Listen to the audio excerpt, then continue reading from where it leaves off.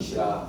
그의 능력의 말씀으로 만물을 붙드시며 죄를 정결케 하는 일을 하시고 높은 곳에 계신 위엄의 우편에 앉으셨느니라. 히브리서 1장 3절 말씀. 다음 주 암송 히브리서 9장 12절 말씀 참고하셔서 한번 읽어보도록 하시겠습니다. 염소와 송아지의 피로 아니하고 오직 자기 피로 영원한 속죄를 이루사 단번에 성소에 들어가셨느니라. 히브리서 9장 12절 말씀. 목사님 인사와 기도로 말씀 시작하도록 하겠습니다.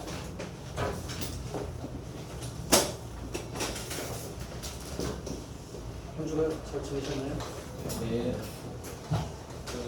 신년 수련회 필리핀 현지분들 신년 수련회는 잘 마쳤습니다.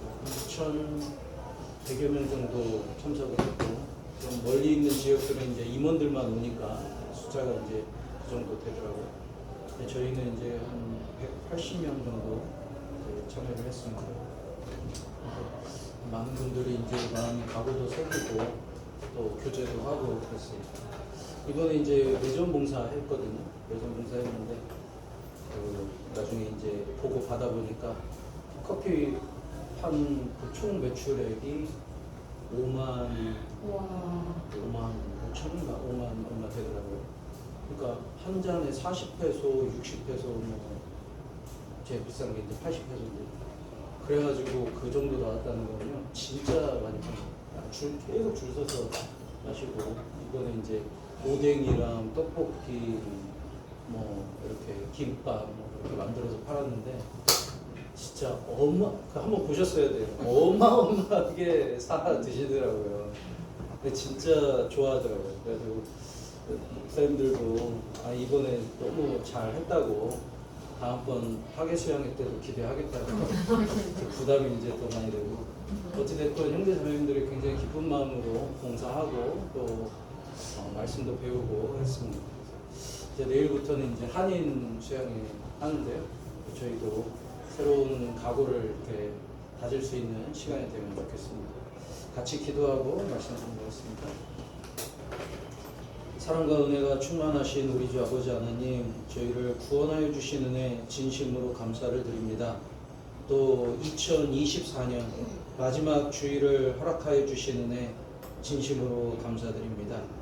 한 해를 돌아볼 때 저희의 부족한 부분들이 너무 많고 또 주님 앞에 기도한 부분들도 너무나도 많음을 고백합니다. 주님, 그 가운데 주님께서 늘 은혜를 베풀어 주셨고 또 저희의 삶을 인도하여 주심에 감사를 드립니다. 저희의 부족함을 주님의 사랑으로 채워주시고 또 저희의 연약함을 주님의 은혜로 채워주심을 감사드립니다. 저희들 2025년은 정말 더욱 말씀에 가까이 하고 또 복음을 위해 살아갈 수 있는 저희들이 되도록 도와주시옵소서.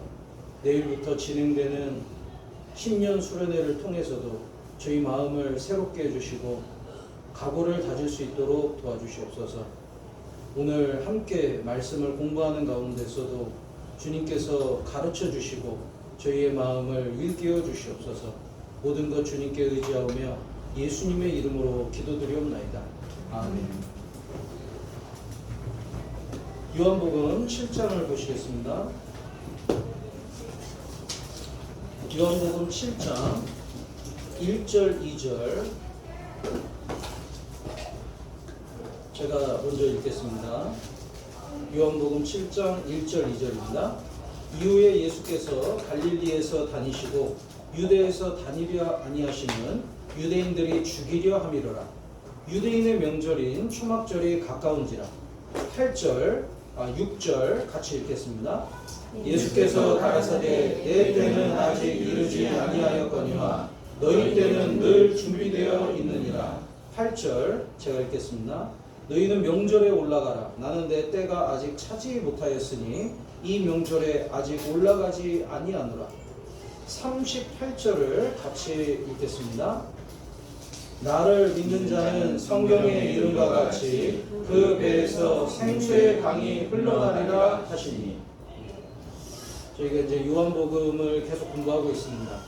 요한복음을 공부하면 예수님이 누구신가를 정말 장별로 너무 명확하게 보여주고 계신 거예요.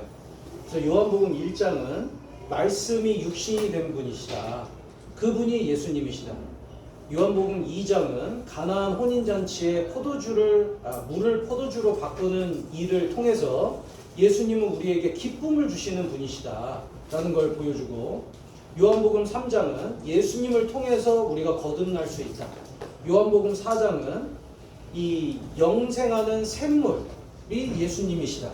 그리고 요한복음 5장은 안식일이 배경이죠. 그래서 38년 동안 안식을 못 누린 이 병자를 고쳐주셨어요. 그래서 참 안식을 주시는 분이 예수님이시다. 그리고 요한복음 6장은 유월절 무렵입니다. 그래서 오병이어 기적을 베풀므로 인해서 생명의 떡 되신 분이 예수님이시다라는 것을 가르쳐 주셨어요. 그리고 이제 요한복음 7장은 초막절이 배경입니다.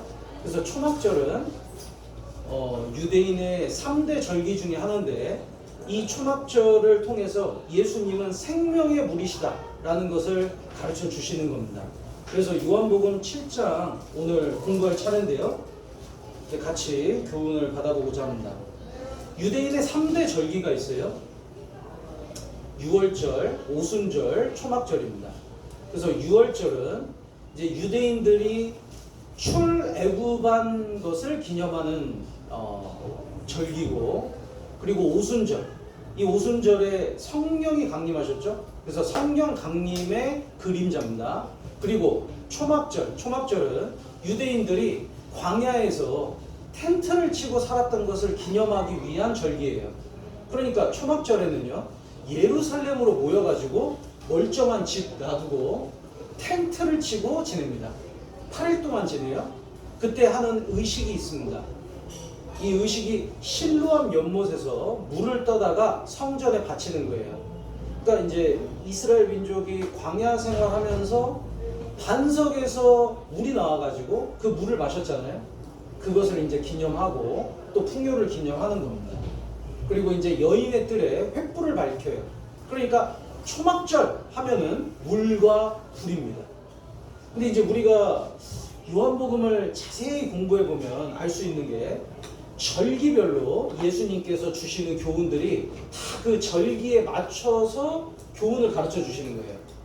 그러니까 안식일에는 참 안식을 주심으로 인해서 그 38년 된 병자를 고쳐주셔서 참 안식을 주시는 분이 예수님이시다라는 것을 가르쳐 주시고, 그리고 이 유월절에는 그 요한복음 6장에 이제 유월절이 있었잖아요. 유월절 무렵인데, 그래서 떡으로 보리떡 5개와 물고기 2마리로 5,000명을 먹이심으로써 예수님이 생명의 떡이다 라는 것을 가르쳐 주시고, 그리고 이제 요한복음 7장은 초막절이 배경인데, 초막절은 물과 불로 상징된다고 했죠.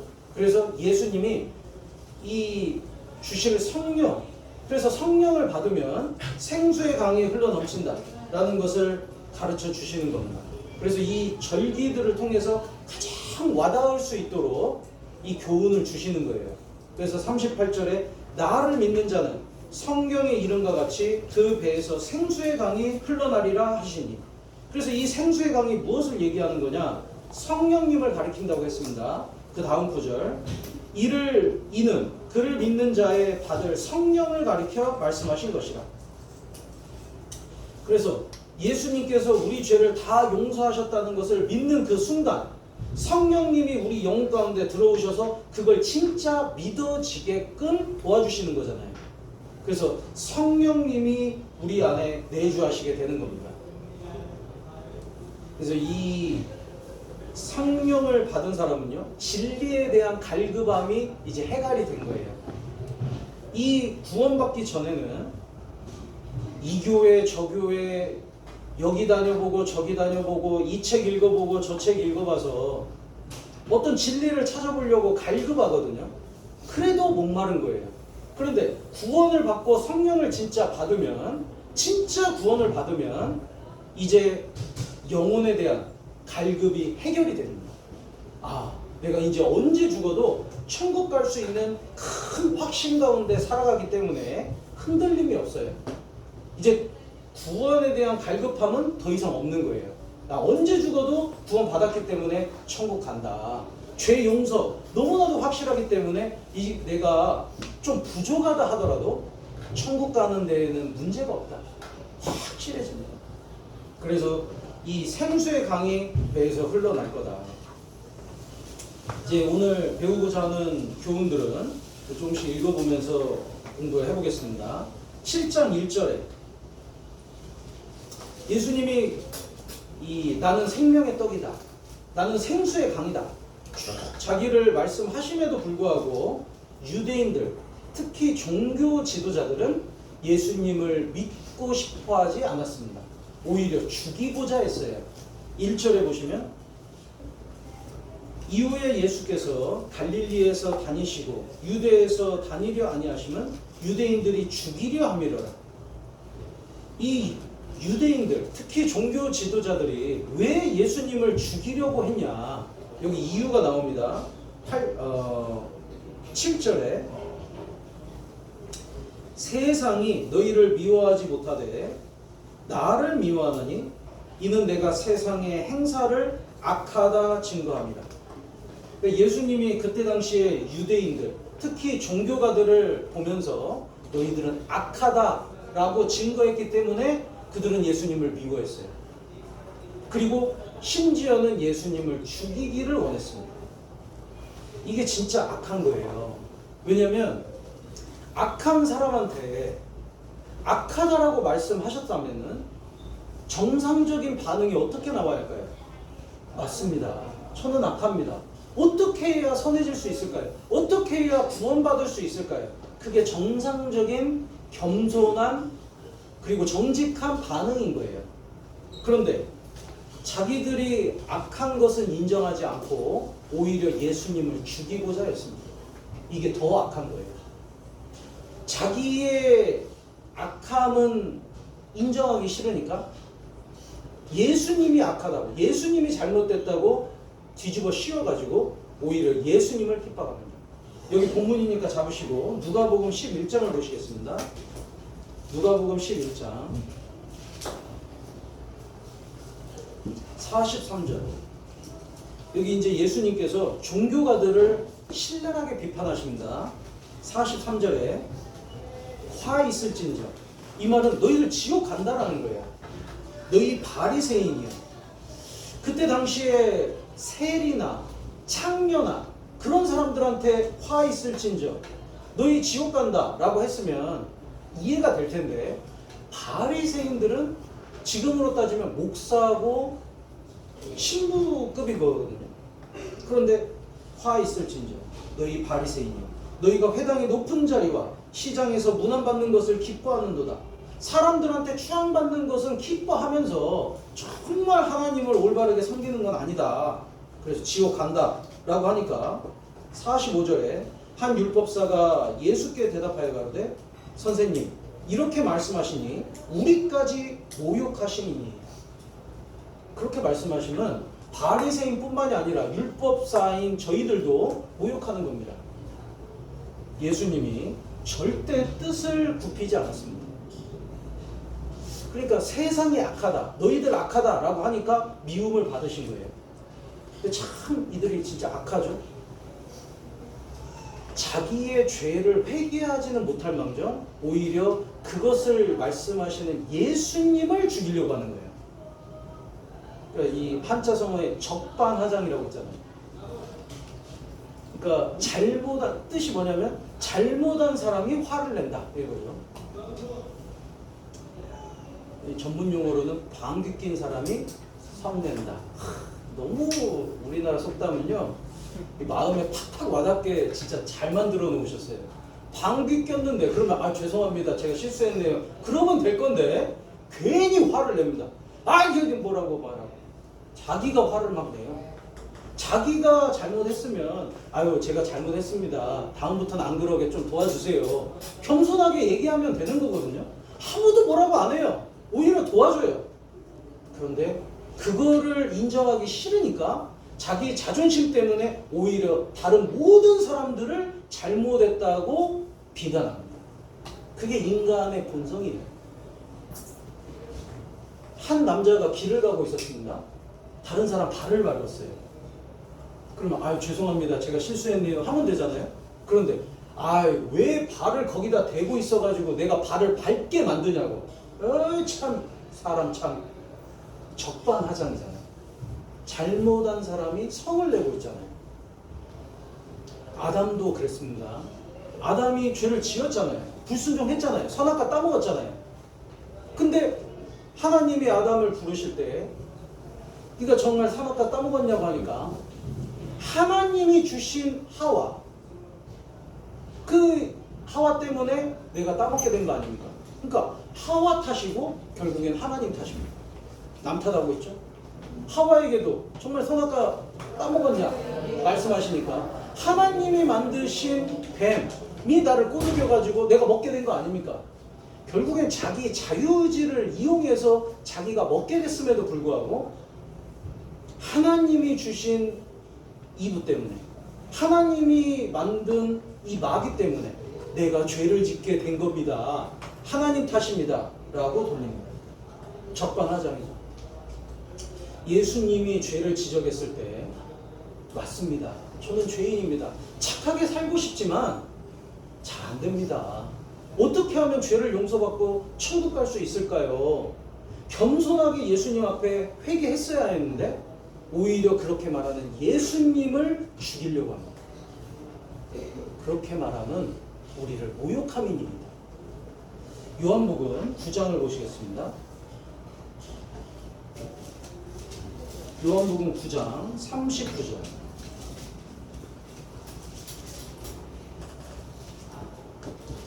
예수께서 가라사대 내가 심판하러 이 세상에 왔으니 보지 못하는 자들은 보게 하고 보는 자들은 소경되게 하려 함이라 하시니. 그러니까 자기가 본다고 생각하는 사람, 자기는 이미 구원 받았고 깨달았다고 생각하는 사람은 하나님이 소경되게 만든다는 거예요. 절대 구원 못 받게 만드신다는 거예요. 그런데 자기가 소경이라는 사람, 나는 죄인이라는 사람, 그 사람은 죄를 용서받는 길을 깨닫게 도와주신다는 겁니다. 그래서 40절에 보시면 바리새인 중에 예수와 함께 있던 자들이 이 말씀을 듣고 가로되 우리도 소경인가? 우리도 죄인인가? 이 말인 거예요. 우리도 뭔가 하나님 앞에 잘못된 건가? 우리 이렇게 잘 믿고 있는데? 예수님 말씀하십니다. 예수께서 가라사대 너희가 소경되었다면 죄가 없으려니와 본다고 하니 너희 죄가 그저 있느니라. 너희가 소경이라는 걸 깨달았다면, 너희가 죄인이라는 걸 깨달았다면 죄 용서받게 깨닫게 도와줬을 것이다. 그런데 네가 지금 본다고 하니, 네가 지금 아주 깨끗하고 의인이라고 하니 절대로 죄 용서받는 길은 깨닫지 못하게 될 거야. 자기가 죄인이라는 걸 깨달아야 구원을 받는데 잘 믿고 있다고 생각을 하는 거예요. 그래서 예수님께서 너희들 악하다라고 증거하실 때 오히려 예수님을 미워하고 죽이려고 했습니다. 여기 두 번째 이유가 있습니다. 요한복음 7장. 7장은 표시를 해놓으세요. 계속 왔다 갔다 할 거니까. 요한복음 7장 19절입니다. 이 두 번째 이유는 예수님이 유대인들, 특히 종교가들의 공로를 인정하지 않았어요. 19절에 모세가 너희에게 율법을 주지 아니하였느냐? 너희 중에 율법을 지키는 자가 없도다. 너희가 어찌하여 나를 죽이려 하느냐? 이 지금 이렇게 말씀하시는 사람들은 바리새인들, 종교 지도자들입니다. 이들은요 율법에 목숨 건 사람들이에요. 그리고 서기관들은 율법을 필사하는 사람들인데 필사의 원칙이 있죠. 그래서 한 글자씩 필사합니다. 그러니까 태초에 하나님이, 그러면 태초에 이렇게 쓴 게 아니에요. 초, 에 이렇게 썼어요. 그러니까 얼마나 시간이 많이 걸리고 얼마나 많은 정성을 들인 거예요. 그러다가 하나님 글자 나오잖아요. 그러면 들어가서 목욕을 합니다. 그리고 붓을 빨아요. 그런 다음에 하나님을 씁니다. 그리고 붓을 또 바꿔요. 얼마나 정성을 들이는 거예요. 그리고 또 다 글자를 세요. 만약에 틀리면은 많이 틀리면은 전부 다 폐기. 그리고 다시 써요. 그리고 이 말씀대로 살려고 무던히도 노력한 사람들이거든요. 근데 예수님이 말씀하시죠. 너희 중에 율법을 지키는 자가 하나도 없다. 그 너무 충격받는 거예요. 아니 창녀나 세리한테 그 말씀을 하셨다면 우리가 인정을 하겠습니다. 근데 우리한테 아까는 악하다고 하더니 이제는 우리가 그동안 해왔던 것을 인정을 안 해주시네. 그러니까 너무 화가 나는 거예요. 이거는 도저히 용납이 안 되는 말인 거예요. 근데 이들이 이제 지금 크게 착각하고 있는 게 있습니다. 율법의 핵심을 잃어버리고 율법의 형태만 유지하고 있는 거예요. 그러니까 진짜 너희들은 율법을 제대로 지키는 게 아니다 라고 말씀하시는 겁니다. 율법을 주신 이유가 뭡니까? 로마서에 율법을 주신 것은 죄를 깨닫게 합니다. 그러셨죠? 율법을 지키려고 해보면 자기가 못 지킨다는 걸 아는 거예요. 아, 10계명 지켜보려고 하니까 제가 매일매일 그걸 어기더이다. 그럼 어떻게 하면 제가 천국 갈 수 있겠습니까? 이게 자연스러운 수순인데 잘 지킨다고 생각하는 거예요. 그러니까 율법을 주신 목적을 너무 까먹고 있는 거예요. 뭐라고 하죠? 청진기. 의사가 있습니다. 의사한테 청진기 선물을 딱 줬어요. 그걸 가지고 잘 진찰을 해보라는 거잖아요. 근데 이제 이 청진기를 가지고 치료를 하려고 하는 거예요. 어디 머리 아프세요? 청진기를 머리에 주세요. 가슴이 아프세요? 가슴에 청진기를. 팔이 아프세요? 팔에 청진기를. 그건 아무것도 아니잖아요. 율법을 주셔가지고 자기를 진단하라고 했는데 율법 가지고 여기다 대고 여기다 대고 여기다 대고 그래서 천국 가려고 하니까 너희 중에 율법 지키는 자가 아무도 없다 라고 말씀하신 거예요. 그리고 율법의 가장 근본적인 정신이 뭐냐? 사랑이거든요. 그러니까 하나님을 사랑하니까 우상숭배도 안 하고 하나님을 사랑하니까 하나님 외에 다른 신을 섬기지 않고 그리고 하나님과 같이 사람들을 사랑하니까 거짓말하지 않고 살인하지 않고 간음하지 않는 거거든요. 사랑이에요. 그런데 이 유대인들은 사랑으로 처음에는 시작했을지 모르죠. 근데 나중에는 이 사랑은 싹 빠져 있고 껍데기만 딱 남아 있는 거예요. 그래서 보세요. 하나님께서 안식일을 주신 이유는 뭐냐? 너희들 안식 없다. 그리고 결국에는 예수님께서 오셔서 참 안식을 주실 거다 라는 것을 가르쳐 주시려고 계속 안식일을 지키라고 했는데 이제는 안식일만 지키는 게 목적이 돼버린 거예요. 그래서 요한복음 6장에 38년 된 병자를 고쳐주셨잖아요. 그러면 예수님이 참 안식을 주신 거잖아요. 38년 동안 무슨 안식이 있었겠어요? 참 안식을 주셨어요. 그런데 이제 유대인들이 뭐라고 하냐면 너 안식일 어겼다. 너 잘못한 거야. 그래서 예수님 죽이려고 하고 있거든요. 그러니까 여기 요한복음 7장 1절을 보세요. 이후라는 게 요한복음 6장의 안식일에 38년 된 병자를 고친 후에 이 말인 거예요. 이후에 예수께서 갈릴리에서 다니시고 유대에서 다니려 아니하시면 유대인들이 죽이라미라. 안식일 범했다. 저 사람 죽여야 한다. 정말 안식일을 이룬 건데 그 이룬 예수님을 이제 그 형태를 지키는 유대인들이 예수님을 오히려 죽이려고 하는 거예요. 그러니까 이거는요 겉껍데기만 지키고 있지 본질은 이제 잃어버린 지 오랜 거예요.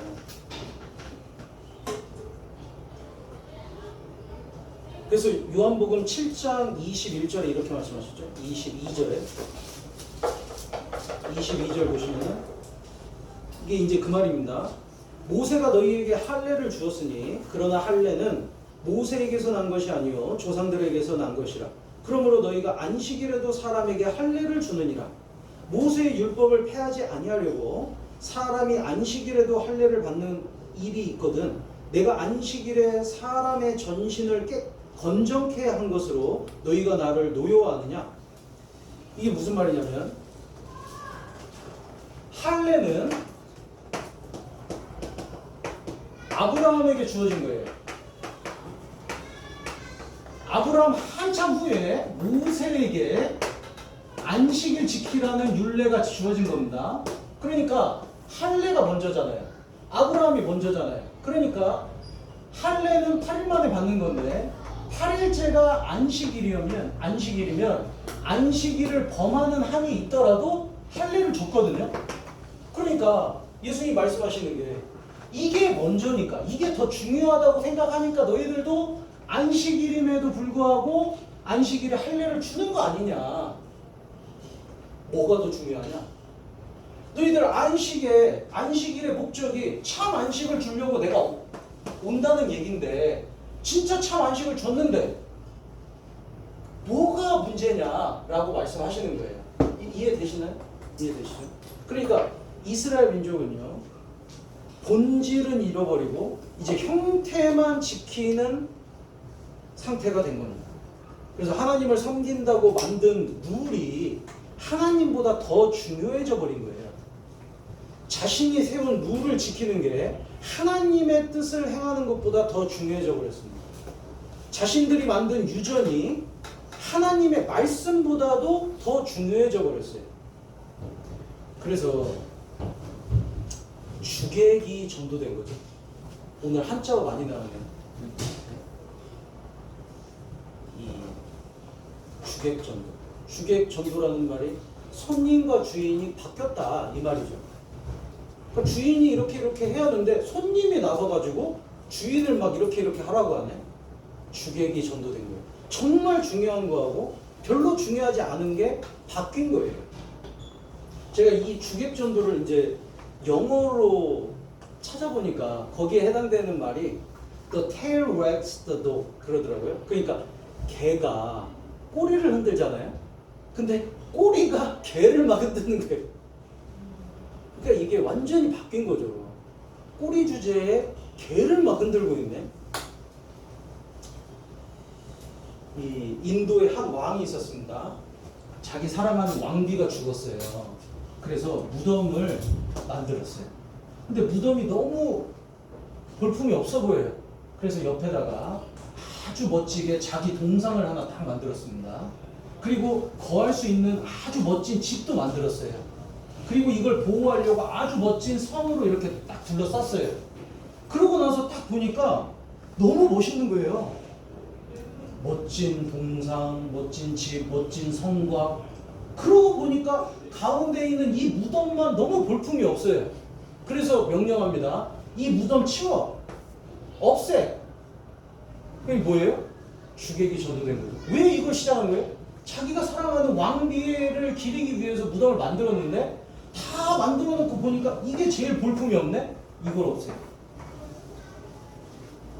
그러니까 하나님을 섬기기 위해서 이것도 하자 저것도 하자 이렇게 만들었는데 나중에는 하나님은 빠지고 이 룰을 지키는 게 목적이 돼버렸습니다.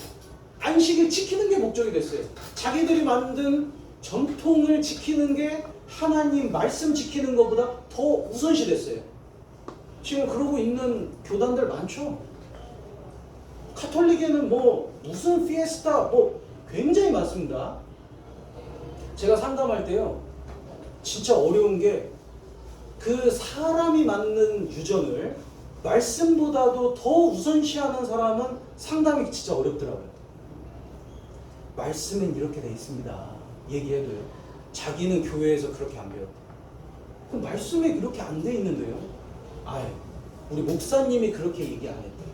그러니까 목사의 말, 신부의 말, 교회에서 가르친 어떤 유전 이것이 말씀보다도 더 위에 있는 거예요.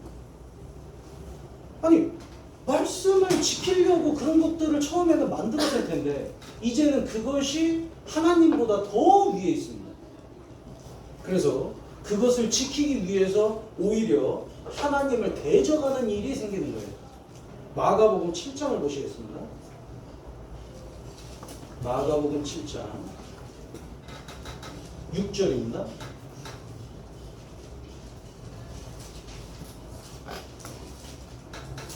가라사대 이사야가 너희 외식하는 자에 대하여 잘 예언하였도다. 기록하였으되 이 백성이 입술로는 나를 존경하되 마음은 내게서 멀도다. 입술로는 하나님 찬양하고 형식은 지키죠. 근데 본질은 빠져버린 거예요. 마음은 하나님께서 이미 멀어져 있거든요. 하나님은 없습니다. 하나님에 대한 사랑은 없어요. 그래서 7절에 사람의 계명으로 교훈을 삼아 가르치니 나를 헛되이 경배하는도다 하였느니라. 사람의 계명이 사람들이 만든 그런 룰들이 하나님의 말씀보다 더 중요해져 버렸어요. 그래서 8절에 너희가 하나님의 계명은 버리고 사람의 유전을 지키느니라. 또 가라사대 너희가 너희 유전을 지키려고 하나님의 계명을 잘 저버리는도다. 그러니까 우리 신앙생활에서도요, 주객이 전도되는 경우를 굉장히 주의해야 합니다. 예를 들면 이런 거예요. 네, 집에 쥐가 성경을 막 갉아먹었대요. 그러니까 이 성경책을 지키려고 쥐를 이제 잡아야겠다고 생각을 해가지고 고양이를 샀습니다. 근데 이제 고양이가 이제 잡아야 하는데 고양이를 사고 보니까 고양이 먹일 우유가 필요한 거예요. 그래서 우유를 만들려고 소를 또 샀어요. 소를 돌봐야 하니까 농장이 필요해요. 농장을 샀어요. 농장을 돌봐야 하니까 일꾼들이 필요해요. 그래서 일꾼들을 고용을 했습니다. 그러다 보니까 아주 성공한 비즈니스맨이 된 거예요. 그러고 보니까 성경은 잊어버린 거예요. 그러니까 이게 이제 주객이 전도되는 거예요. 처음에는 성경을 보호하려고 이 일이 시작됐는데 쭉 가다 보니까 결국에는 비즈니스가 주되고 성경은 잃어버리는. 그래서 우리가요, 늘 어떤 일을 하든 간에 우리가 왜 이 일을 시작했는지 잊어버리면 안 돼요. 그리고 정말 이 일의 진짜 중요한 핵심이 뭔지, 하나님에 대한 사랑, 말씀에 대한 근거, 이거를 잃어버리면 안 되는 거예요. 자칫 잘못하면요, 우리가 이제 누군가를 전도하고 싶어서 친구를 만나요. 근데 친구를 만나고 얘기를 하다 보니까 다 막 세상에서 뭐 이거 샀네, 뭐 했네, 옷이 뭐가 좋네, 어디가 또 갈만하네, 이런 얘기를 자꾸 들어요. 듣다 보니까 한번 같이 가자고 해요. 그래서 같이 가요. 같이 가보니까 너무 좋아 보여요. 그래서 여행을 시작했습니다. 전도하려고 시작했는데 이제는 여행을 다니고 있어요. 여기저기 여행 다니고 친구들하고 같이 어울리고. 이게 주객이 전도된 거잖아요. 도대체 왜 만났었냐 이거예요. 교제도 마찬가지입니다. 형제 자매님들 자꾸 모이고 교제하면 참 좋잖아요. 그래서 모였어요. 그래서 맛있는 거 먹었어요. 좋잖아요. 근데 맛있는 걸 먹다 보니까 그 다음 뭐가 더 맛있네 이 얘기가 나왔어요. 그래서 또 먹으러 갔어요. 먹다 보니까 그것도 맛있네 해가지고 또 먹으러 갔어요. 어디도 가면 더 좋겠네. 그래서 또 여행도 갔어요. 하나님은 빠져버리죠. 교제에 하나님은 빠지고 놀고 먹는 것만 남았네요. 주객이 전도되는 거예요. 신앙생활에서 뭐가 더 중요하냐 이거예요. 우리가 절대로 잊어버리면 안 되는 것이 말씀에 근거한 믿음이잖아요. 하나님에 대한 사랑이잖아요. 영혼을 건지고자 하는 열망이잖아요. 그런데 그걸로 모였었는데 어느 순간 가보니까 아주 육신적인 모임이 되어 있고 형태는 교제라고 얘기는 하지만 전혀 본질은 하나님이 아닌 주객이 전도된 교제나 모임이 될 수도 있다 이겁니다. 우리는 그걸 되게 주의해야 하거든요. 그러니까 이 유대인들을 보고 우리도 배워야 돼요.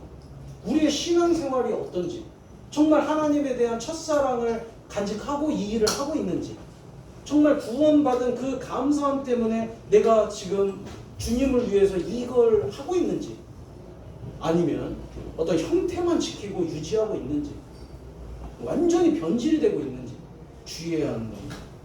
그래서요, 이 유대인들은 본인들을 악하다라고 얘기하고 본인들이 지켰던 율법을 하나도 너희들은 지킨 게 없다라고 인정해 주질 않으니까 예수님을 죽이고 싶었습니다. 근데 놀라운 게 요한복음 7장을 공부해 보면요, 예수님을 죽이려고 한 사람들이 성경을 잘 아는 사람들인가요? 잘 모르는 사람들인가요? 잘 안다고 하는 사람들이에요. 그 사람들이 예수님을 핍박하고 그 사람들이 예수님을 죽이려고 했습니다. 지금 우리 시대도 마찬가지예요. 다른 사람들이 참된 그리스도인을 핍박하고 죽이려고 하는 게 아니에요. 성경을 안다고 생각하는 사람들이 성경대로 믿고 성경대로 구원받은 사람들을 핍박합니다. 요한복음 7장 돌아보겠습니다. 40절.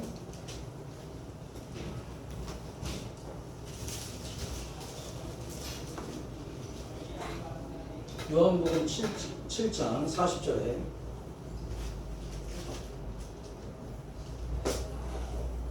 이 말씀을 들은 무리 중에서 혹은 이가 참으로 그 선지자라 하며 혹은 그리스도라 하며 어떤 이들은 그리스도가 어찌 갈릴리에서 나오겠느냐, 성경에 이르기를 그리스도는 다윗의 씨로 또 다윗의 살던 촌 베들레헴에서 나오리라 하지 아니하였느냐 하며 예수를 인하여 무리 중에서 쟁론이 되니 그 중에서 그를 잡고자 하는 자들도 있으나 손을 대는 자가 없었더라.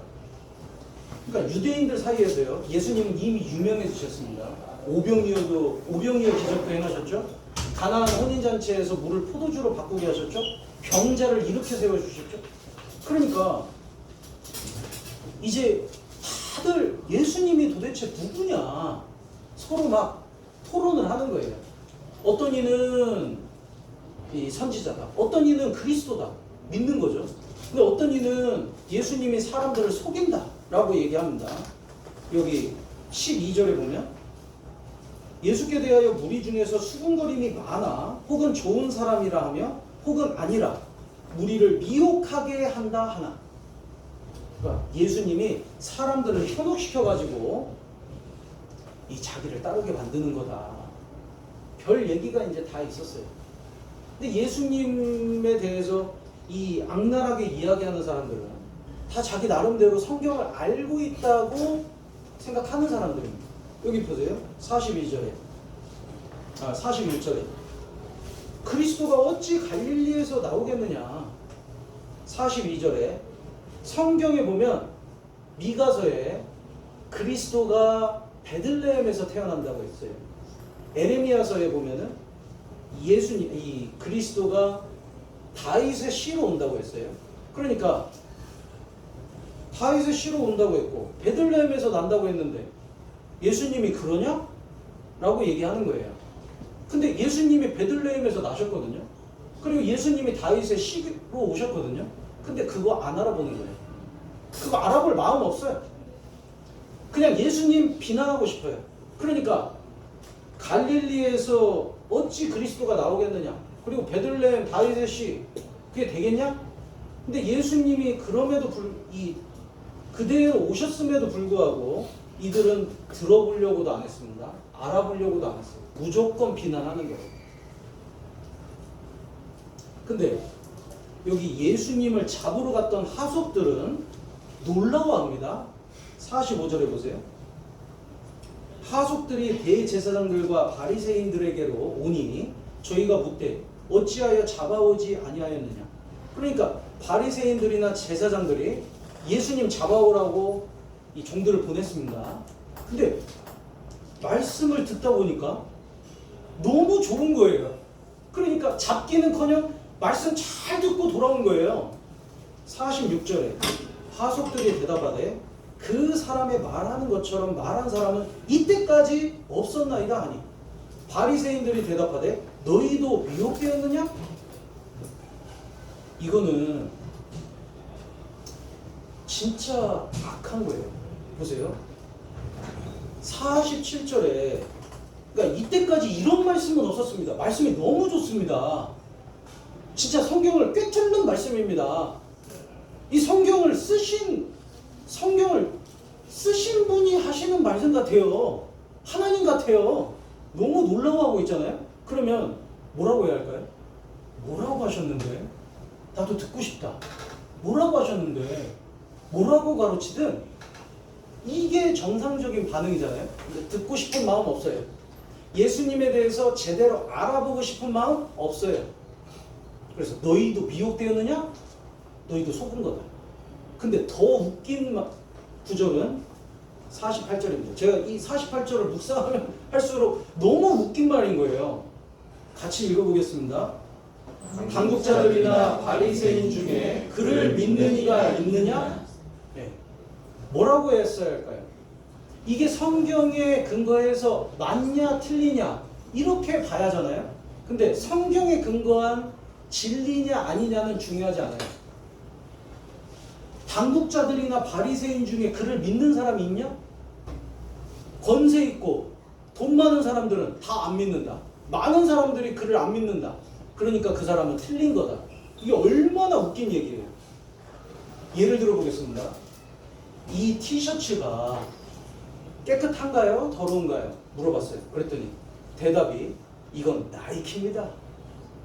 아니, 이게 나이키 브랜드를 물어본 게 아니고 이게 깨끗한가요? 더러운가요? 그걸 물어봤잖아요. 이게 나이키예요, 나이키. 나이키가 좋은 겁니다. 브랜드입니다. 깨끗하냐고 물어보면 이게 깨끗합니다, 더럽습니다 대답해야 할 거 아니에요? 근데 이게 나이키래요. 이게 브랜드래요. 그러니까 괜찮다는 거예요.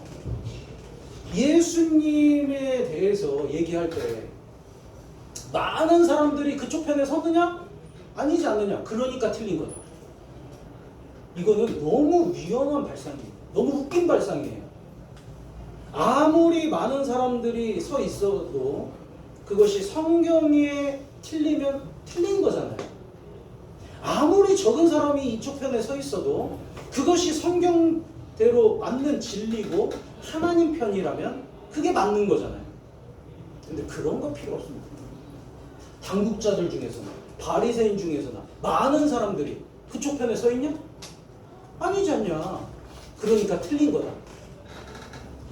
우리가 이제 흔히 생각하는 게 저렇게 많은 사람들이 다니는 교회라면은 뭔가 맞으니까 많은 사람들이 속해 있는 거겠지. 저 많은 사람들이 틀렸을 리가 있나?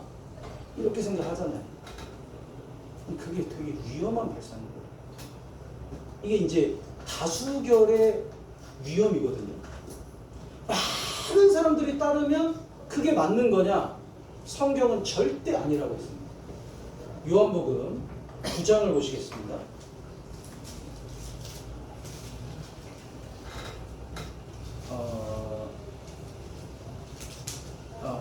죄송합니다. 요한복음 7장 먼저 보시고요. 요한복음 7장 15절.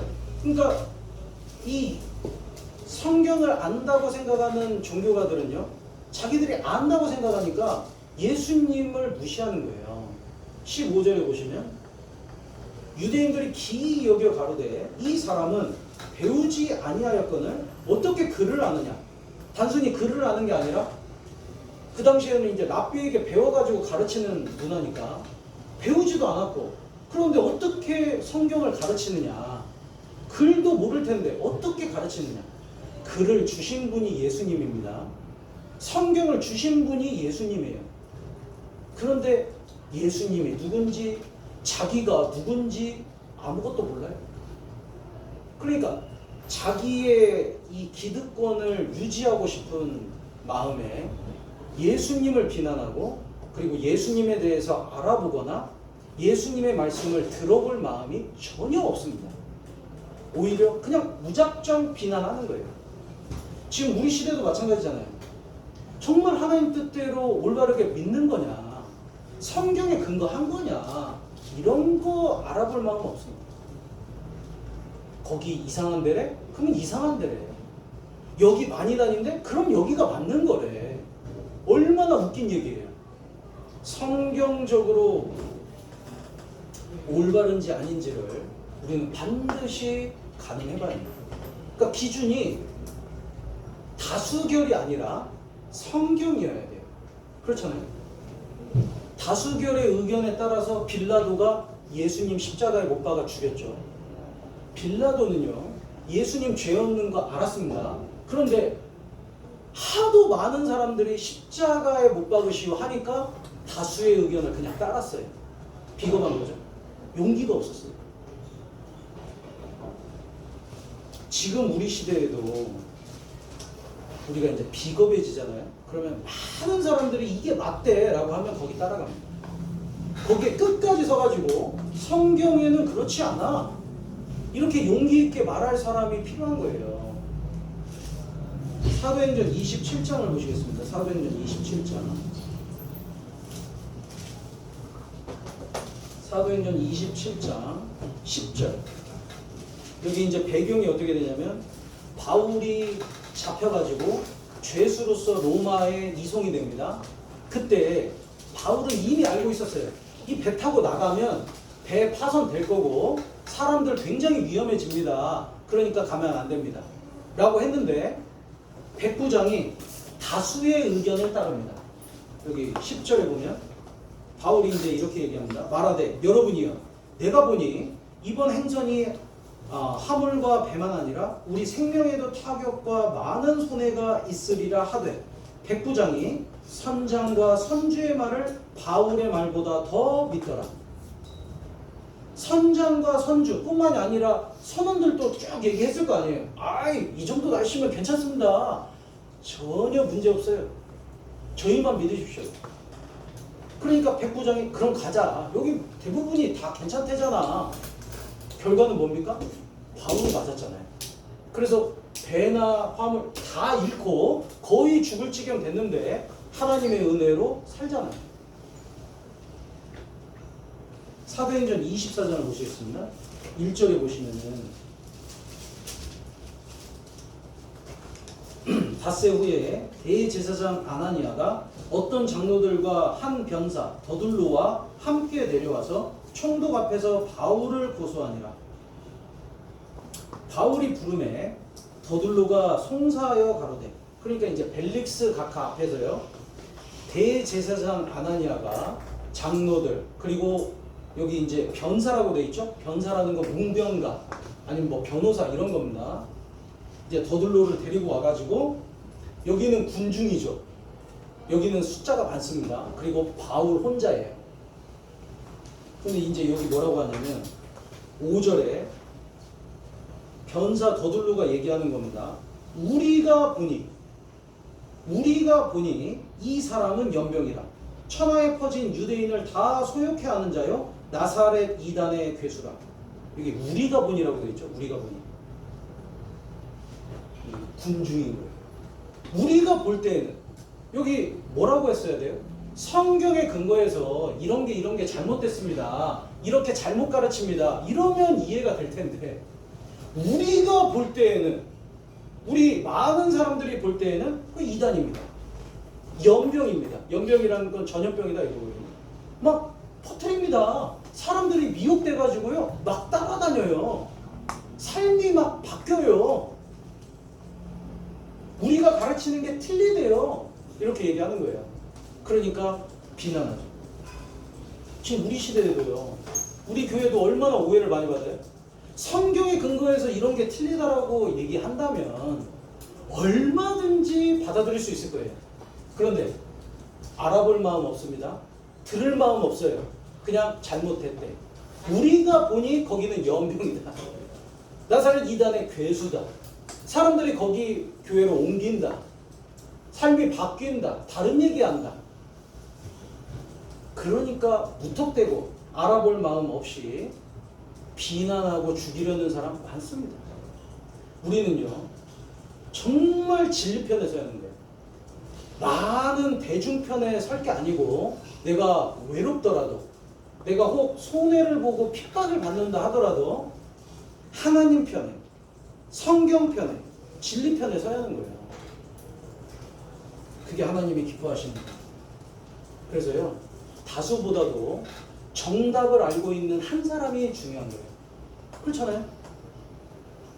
수학 시험을 봤어요. 애들이 야, 그거 몇 번이라고 썼어? 나는 3번. 나는 2번이라고 했는데? 나는 1번인데? 야, 1번이라고 한 사람. 대부분이 다 1번이라고 손드는 거예요. 1번 맞잖아. 애들 다 1번이래. 그래? 나는 2번이 맞는데? 선생님 오셨어요. 답은 4번이다. 그럼 뭐예요? 4번인 거예요. 1번이라고 2번이라고 3번이라고 아무리 우겨도 딱 풀어봤더니 4번 딱 나오잖아요. 4번이 맞잖아요. 천국 가는 길은 이런 거래 저런 거래 막 아무리 사람들 많이 얘기하고 막 교회마다 다 다르게 얘기해도 성경에 구원받는 길은 딱 하나잖아요.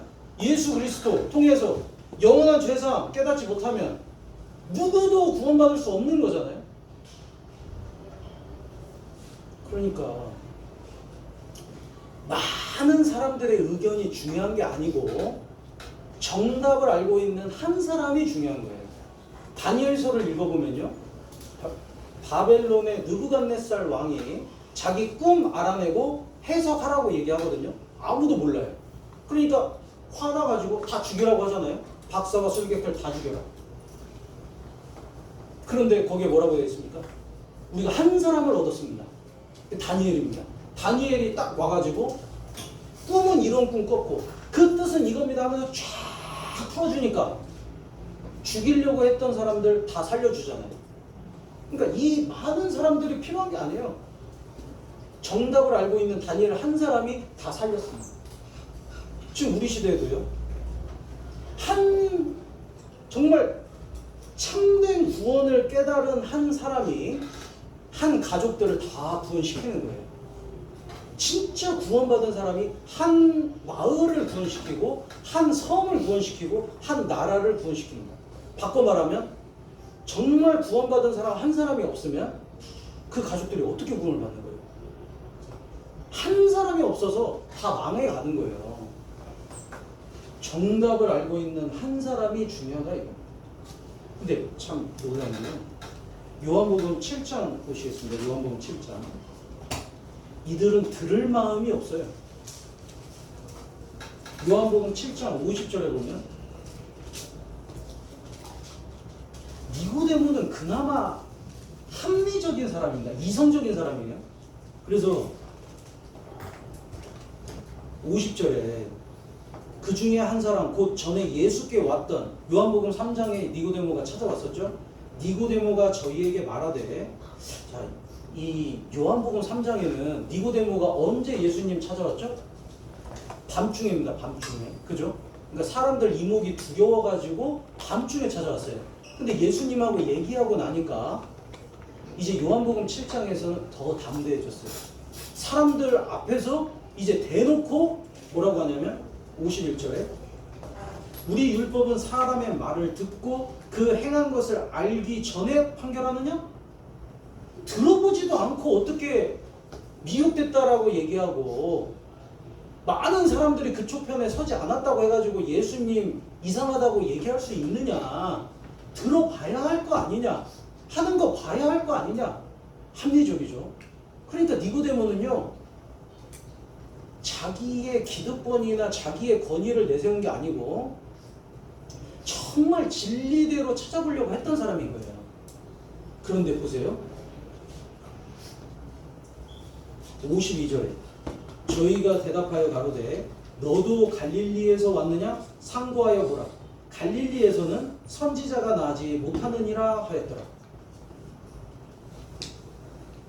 이제는 안 들어요.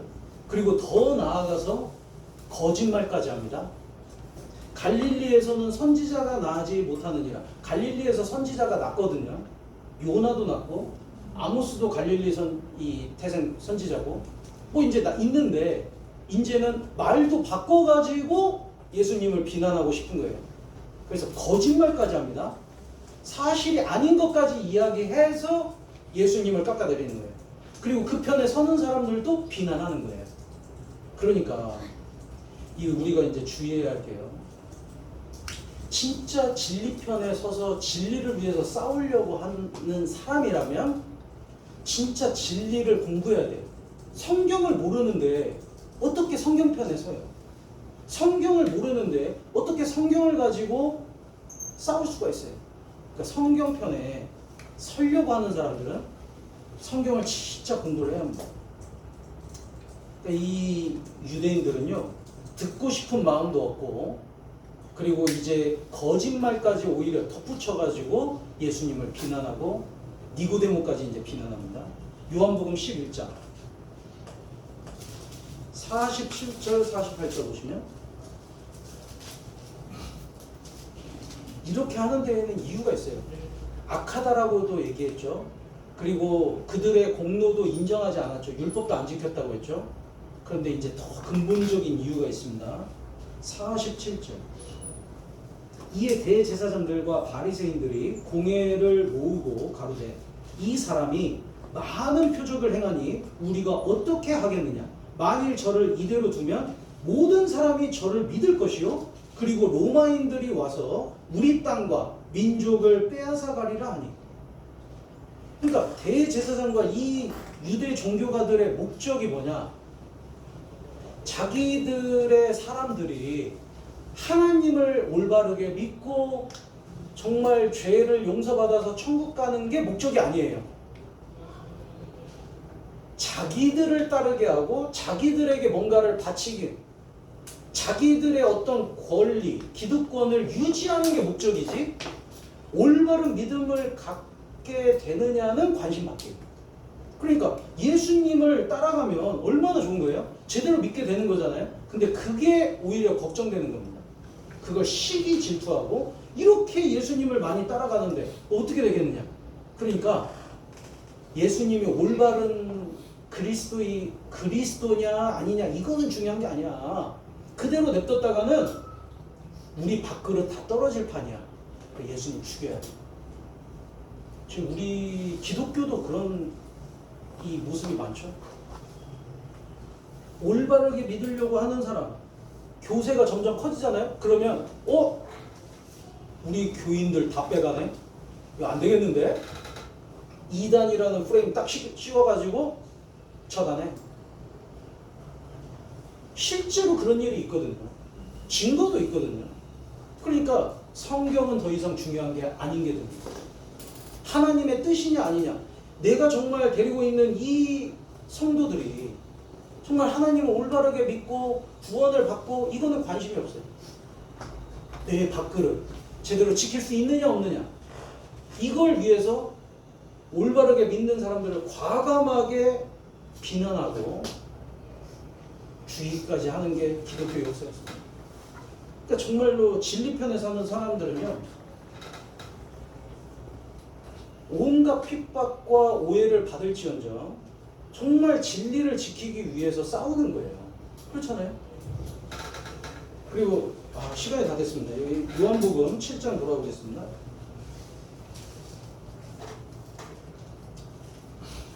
여기 이제 예수님이 6절에 예수께서 가라사대 내 때는 아직 이르지 아니하였거니와 너희 때는 늘 준비되어 있느니라. 예수님이 자기의 때가 있고 너희 때가 있다고 했죠. 그러니까 이제 우리 신앙생활에서요, 하나님의 때에 하나님의 일이 이루어지는 거예요. 그렇잖아요. 내가 정한 때에 하나님의 일이 이루어지는 게 아니고 하나님의 때가 있습니다. 근데 때로는요, 그 때를 내가 정해요. 그래서 지금 원합니다. 하나님 지금까지 이루어주세요. 내일까지 이루어주는 걸로 제가 믿겠습니다. 누가 감히 그렇게 얘기할 수 있어요? 하나님의 때가 돼야 하나님이 이루시는 거거든요. 그러니까 그때까지는 우리는 기다리고 우리가 해야 할 일에 순종하는 거예요. 그때를 못 기다리는 게 아직 믿음이 연약하다는 증거입니다. 아이와 어른의 차이점 중에 하나가 뭐냐면 아이는 미래에 올 보상을 기다리지 못해요. 그러니까 이렇습니다. 얘야, 지금 1시간 동안 이 과자를 안 먹으면 1시간 후에 이 과자 10개를 줄게. 좀 성숙한 애는요, 기다려요. 좀 기다리면 10개 준다고 했어요. 그래서 1시간 기다렸다가 10개를 받습니다. 근데 아직 어린아이는 못 기다려요. 지금 당장 요거 먹는 게 중요한 거예요. 그래서 못 기다립니다. 우리 신앙생활에서요. 우리가 정말 믿음이 조금씩 자라가면 장차 올 상급을 위해서 하나님의 때까지 기다릴 수 있습니다. 근데 이제 우리 신앙이 어릴 때는요, 그 때를 못 기다리는 거예요. 그래서 지금 당장 이게 해결이 안 되면 못 견뎌요. 왜 이게 해결이 안 되냐? 하나님이 이걸 왜 안 들어주시냐? 그래서 내가 못 견딥니다. 하나님은 지금 계획 가운데 차근차근히 하나님의 일을 진행시키고 있고 하나님의 때가 되면 분명히 이루실 텐데 우리는요 정말 이 약속 믿고 하나님의 때까지 기다리고 순종할 필요가 있습니다. 이걸 이제 좀 자세하게 공부를 하려고 했는데 시간이 이미 다 됐어요. 1시예요. 그래서 다음 주에 공부하도록 하겠습니다. 같이 기도하겠습니다. 하나님 아버지 감사합니다. 저희를 불러주시고 진리 가운데 설 수 있게 하여 주심에 감사를 드립니다. 저희가 주님 앞에 서는 그날까지 진리를 위해 싸우고 진리를 지킬 수 있도록 도와주시옵소서. 또 저희의 뜻보다 주님의 뜻을 우선시할 수 있도록 도와주시옵소서. 저희 마지막 때를 살아가는 그리스도인으로서 더욱 깨끗한 신앙을 가질 수 있도록 도와주시옵소서. 저희가 신앙 가운데 무엇이 중요한지 잊지 않도록 도와주시옵소서. 그래서 더욱 주님에 대한 사랑이 커질 수 있도록 도와주시옵소서. 모든 것 주님께 의지하며 예수님의 이름으로 기도드리옵나이다.